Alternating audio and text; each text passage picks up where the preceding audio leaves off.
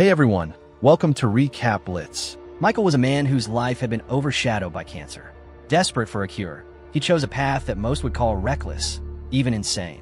He believed that a fresh injection of bat blood, filled with unknown viruses and monstrous genes, could purge the cancer that had taken root in his body. To carry out this dangerous plan safely, Michael didn't act alone. He tied himself to the operating table, trusting his girlfriend to perform the injection. The moment the blood entered his body, he convulsed violently, his entire frame shaking as if the medicine had begun its work. But then, in an instant, he vanished from sight. Panic overtook his girlfriend. She raced to the lab, calling in a few hired soldiers for help. What they saw made their blood run cold. Michael was hanging upside down from the ceiling like a bat, his mouth now lined with sharp, deadly fangs. Fear gripped the soldiers, one immediately calling for backup over the walkie-talkie.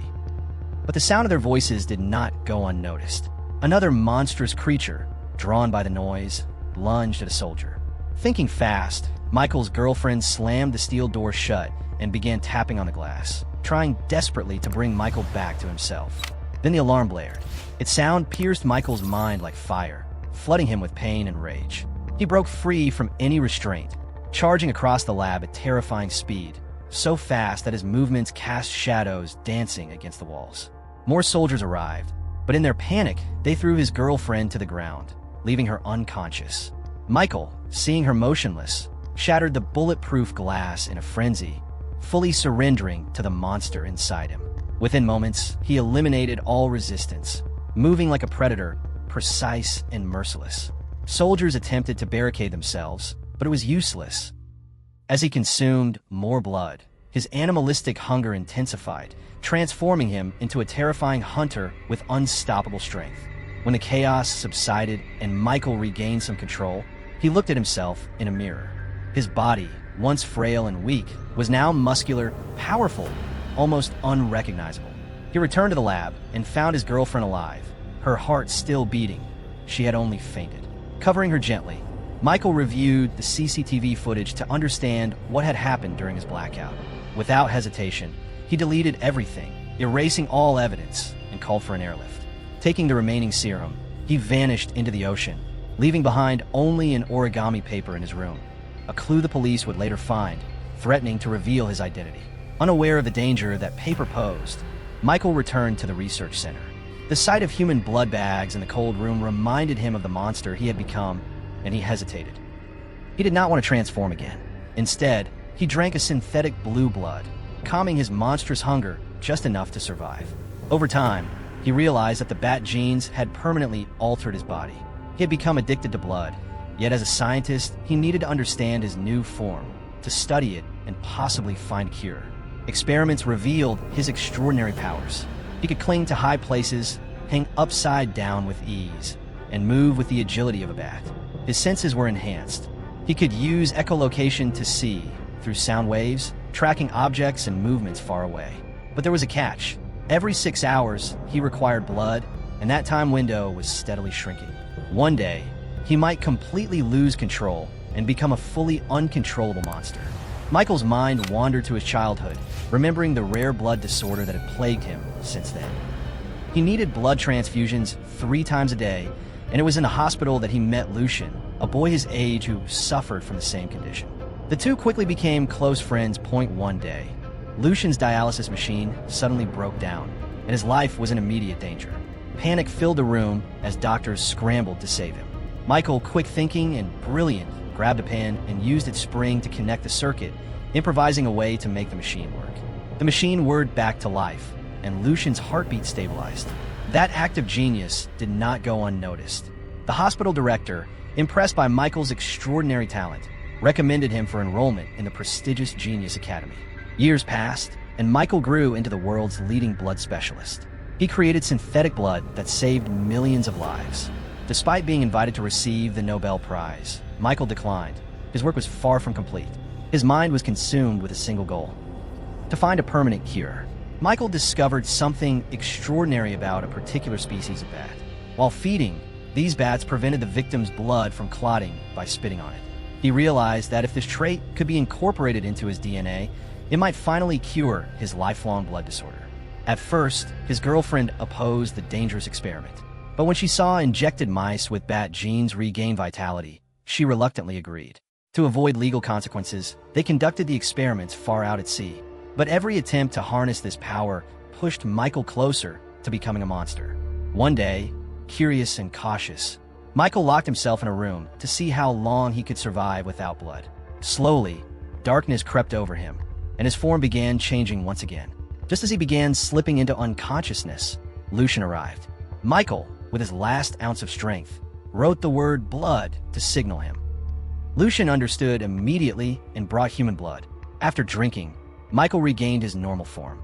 Lucian, realizing Michael had found the cure, asked for the serum as well, but Michael refused, warning him that such power was more a curse than a gift. Lucian left disappointed. That very night, a shadow stalked a nurse and killed her. In the morning, Michael was haunted by guilt, believing her death was his fault. Desperate, he gathered blood bags and prepared to flee. But a police officer appeared, tracking him using the origami clue left behind.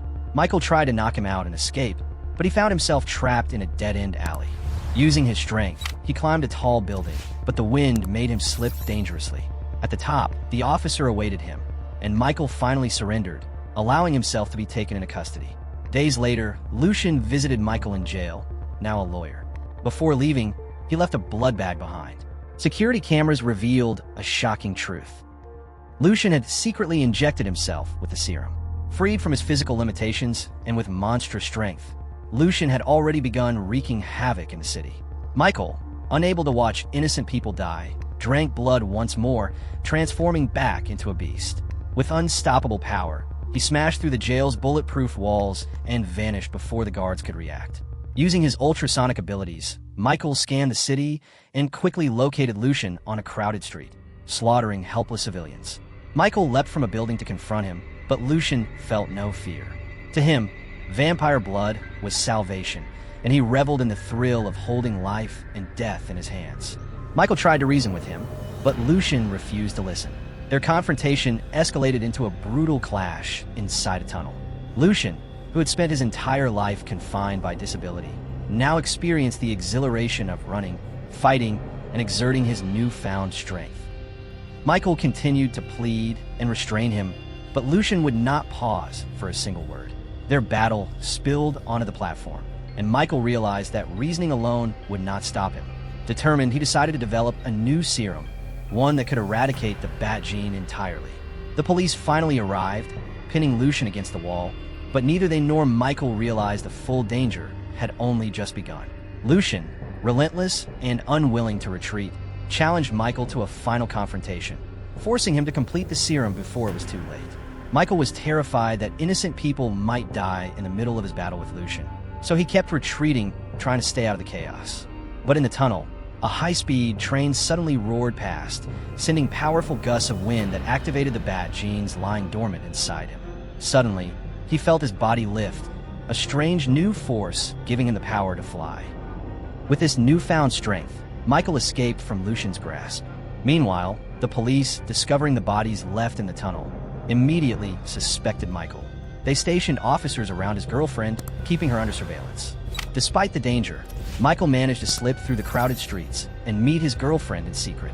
He revealed everything to her, explaining that Lucian had lost all control and that creating an anti-serum was now absolutely necessary. His girlfriend, determined to help, brought equipment from the research center, and together they set up a secret underground laboratory. As they worked tirelessly, a minor accident occurred. His girlfriend cut her finger, and a single drop of blood fell. The smell awakened Michael's inner hunger, the monstrous thirst for human blood, but he fought to control himself. When she asked what drinking human blood felt like, Michael confessed quietly, "It turns you into a beast.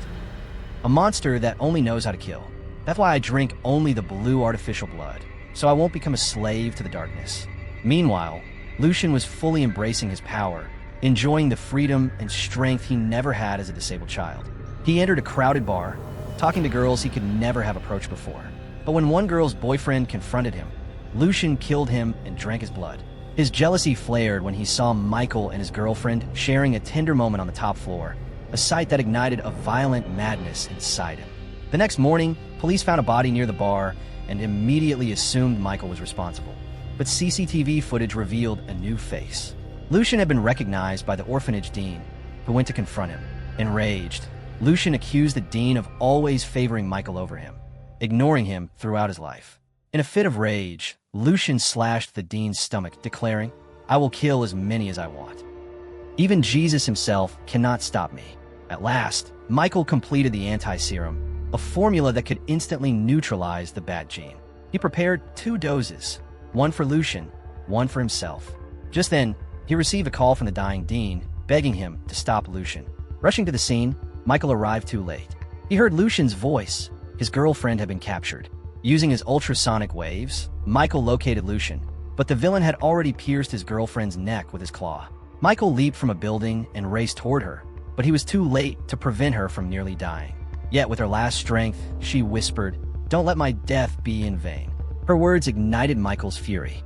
The smell of blood pushed him fully into his monstrous form, a beast of pure vengeance. Lucian believed he could persuade Michael to join him, thinking they could conquer the world together. But Michael wanted only revenge. The two clashed in a ferocious battle. Lucian slashed Michael's stomach and tried to slam him into the ground, but Michael used his strength to defend himself. Lucian shouted, "Come on, Michael. Come on. You can do better than this. It's not a curse, it's a gift." Michael could no longer tolerate his arrogance. Summoning his last reserves, he sent an SOS signal. The ground trembled as thousands of vampire bats emerged from the sewers surrounding Michael. Lucian, terrified, grabbed an iron pipe and tried to fight, but he was no match. Michael, now fully awakened, commanded the Bat Army, capturing Lucian and administering the anti-serum. Lucian briefly regained consciousness before it was too late. The darkness that had consumed him now receded, leaving only silence. With a heavy heart, Michael said goodbye to his old friend. Suddenly, police sirens blared from above. The reinforcements had arrived. Knowing he could not stay, Michael vanished into the shadows with his Bat Army. At the same time, his girlfriend's eyes opened. She was alive. Michael's mission was far from over, but for now, hope remained. Join next time for another story that makes you think and feel. Until then, stay curious and stay safe.